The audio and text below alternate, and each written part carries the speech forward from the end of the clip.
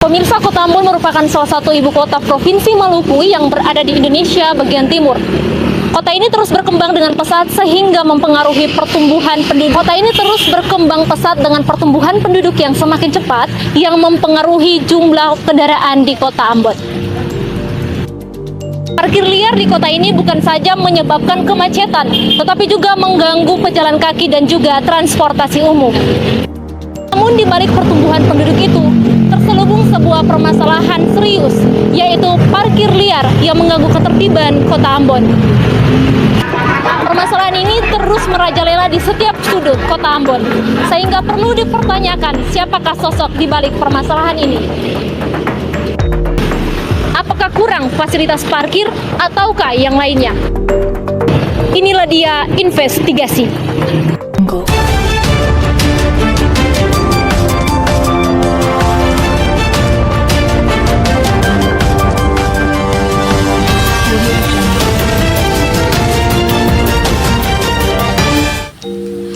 Pemirsa, Kota Ambon merupakan salah satu ibu kota Provinsi Maluku yang berada di Indonesia bagian timur. Kota ini terus berkembang pesat dengan pertumbuhan penduduk yang semakin cepat yang mempengaruhi jumlah kendaraan di Kota Ambon. Namun di balik pertumbuhan penduduk itu terselubung sebuah permasalahan serius, yaitu parkir liar yang mengganggu ketertiban Kota Ambon. Parkir liar di kota ini bukan saja menyebabkan kemacetan, tetapi juga mengganggu pejalan kaki dan juga transportasi umum.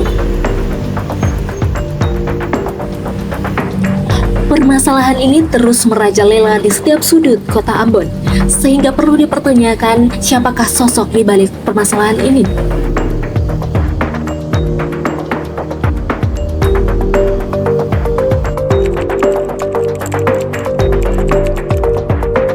Faktor utama parkir liar di Kota Ambon karena kurangnya penindakan. Karena tadi saya bilang Undang-Undang 22 tahun 2009 dan lalu lintas dan angkutan jalan. Ada juga Perda Kota Ambon nomor 6 tahun 2019 tentang penyelenggaraan parkir. Itu atur. Dalam pasal 262 dan 260, pasal 260 dan 262, penindakan untuk parkir liar itu ada di tangan polisi lalu lintas. Karena klasifikasi itu tipiring, tindak pidana ringan. Apa yang dilakukan Dinas Perhubungan? Dinas Perhubungan cuma sekedar monitoring dan evaluasi.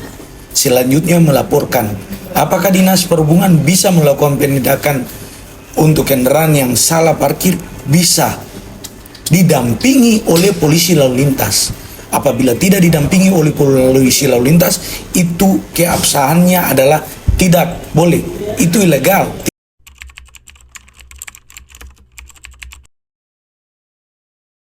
Bisa coba menegur. Lebih kempes ban, pentil, maupun juga gembok roda kendaraan. Sebatas itu. Kalau mau tilang, klasifikasi tindak pidana ringan itu tidak bisa. Selain ada polisi. Sebatas itu. Orang tempel bak, orang kalau kasih kempes ban, tetap harus ada pentilnya. Kalau dibuang, Dinas Perhubungan kenal pidana lagi merusak barang orang. Karena buang pentil harus taruh di situ. Sedang itu saja banyak orang macam-macam. Pas taruh di situ gampang, itu tidak menimbulkan efek jerah. Orang datang lagi dengan kompresor isi angin jalan. Tapi kalau SIM STNK diambil selesai. Lama tuh prosesnya bisa sampai di pengadilan kan. Gitu. Lama panjang. Kalau gembos orang pergi ulang tambah tambah angin selesai. Gembos, dia punya ban kendaraan, apakah itu roda 4, apakah itu roda 6, apakah itu roda 2. Roda 4 juga dia bisa juga pengembosan, kempis itu pengembosan ban, itu saja. Kemudian ada 2 sanksi, gembok dan pengembosan, 2 sanksi. Ketiga ialah koordinasi, ada namanya forum lalu lintas. Forum lalu lintas itu ada polisi di dalam, ada Dinas Perhubungan Kota di dalam, ada Dinas Perhubungan Provinsi di dalam, ada PU di dalam, ada Balai Jalan, ada Balai Transportasi Darat, semua ada di jalan. Gitu. Stakeholder yang membidangi semua permasalahan lalu lintas ada di dalam forum lalu lintas. Apa yang dilakukan di dalam forum lalu lintas? Diskusi, sampaikan, laporkan, cari solusi gitu.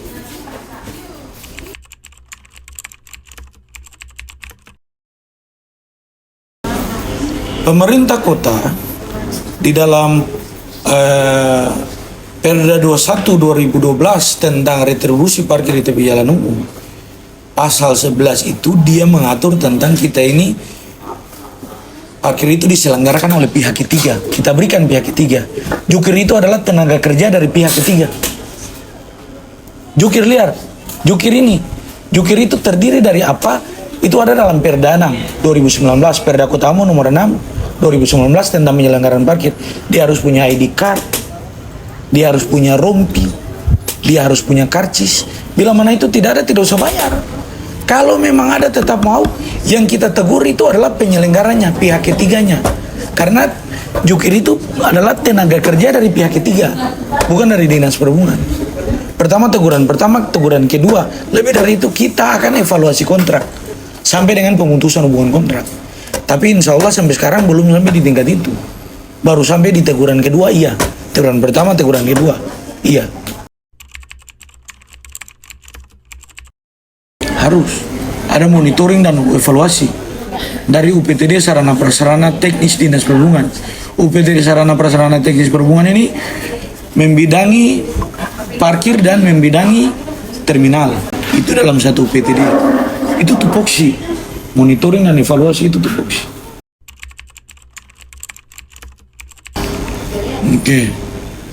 Jalan Sasukacir mau tambah dengan parkir. Sebenarnya parkir itu dalam ilmu transportasi itu juga masuk klasifikasi hambatan samping. Malah kita saja berpikir nantinya ke depan meniadakan parkir on street atau parkir di tepi jalan umum. Nantinya parkir ini ke depan kita dorong untuk off street. Parkir di gedung-gedung parkir. Tidak boleh menggunakan badan jalan. Meskipun dalam Undang-Undang 20 2009 itu bisa. Itu pasal 83 ayat 3. Bisa. Tapi janganlah. Karena pertumbuhan kendaraan tidak berimbang dengan kapasitas jalan. Volume kendaraan itu tidak lagi berimbang dengan kapasitas jalan. Kendaraan tiap hari orang beli motor, tiap hari orang beli mobil. Jalan itu-itu saja. Itu-itu saja. Ya lah dong di Batu Merah saja, mau kasih jalan, perketung bikin jalan. 2019, 2017 ketemu pelepasan hak untuk bikin jalan. Orang Batu Merah tidak mau. Lalu, sudahlah. Parkir nanti ditiadakan ke depannya. Rambu lalu lintas adalah paduan penting untuk menjaga kelancaran dan keselamatan di jalan raya. Namun realitanya, banyak rambu yang hanya menjadi pajangan tanpa arti. Salah satunya adalah rambu dilarang parkir yang seringkali justru diabaikan. Sebuah rambu lalu lintas bertuliskan dengan jelas dilarang parkir. Namun nyatanya, berbagai jenis kendaraan baik roda 2 maupun roda 4 terparkir dengan bebas di area yang dilarang parkir.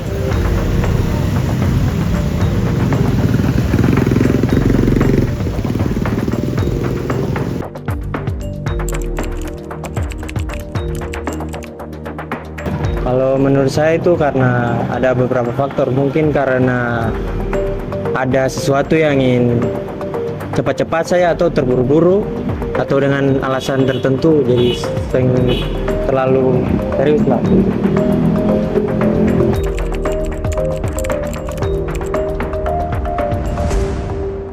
Untuk beberapa tempat mungkin memang ada tempat peraturannya, tapi kadang beberapa tempat itu tidak menggunakan rambu-rambu sehingga menggunakan parkir sembarangan.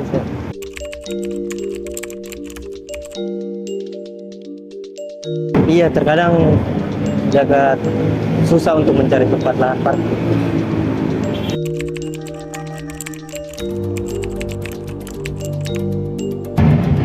Menurut saya sih sangat iya sih, soalnya kadang orang parkir tanpa melihat bahwa akan menimbulkan kemacetan di dalam jalan raya, terutama di bagian sekitaran Patimura.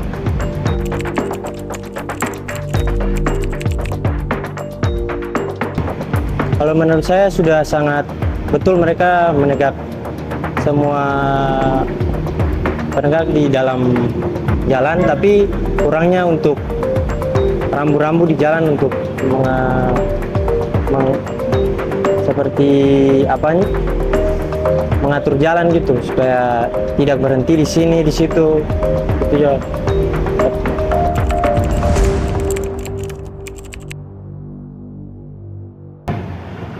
Menurut saya itu sangat bermanfaat untuk katong menindaklanjuti akan supaya Ambon ini semakin taat aturan dalam berlalu lintas. Kota Ambon terus berkembang sehingga membutuhkan kerjasama dari semua pihak demi menciptakan ketertiban dan kenyamanan bagi setiap penghuninya. Bersama dengan aparat penegak hukum, pemerintah daerah dan masyarakat, mari sama-sama kita bekerja sama untuk menciptakan kota Ambon yang bebas dari parkir liar. Dengan parkir sesuai dengan parkir yang telah ditentukan dan tetap mematuhi peraturan lalu lintas yang berlaku. Saya Ningsir Mamite, pamit undur diri.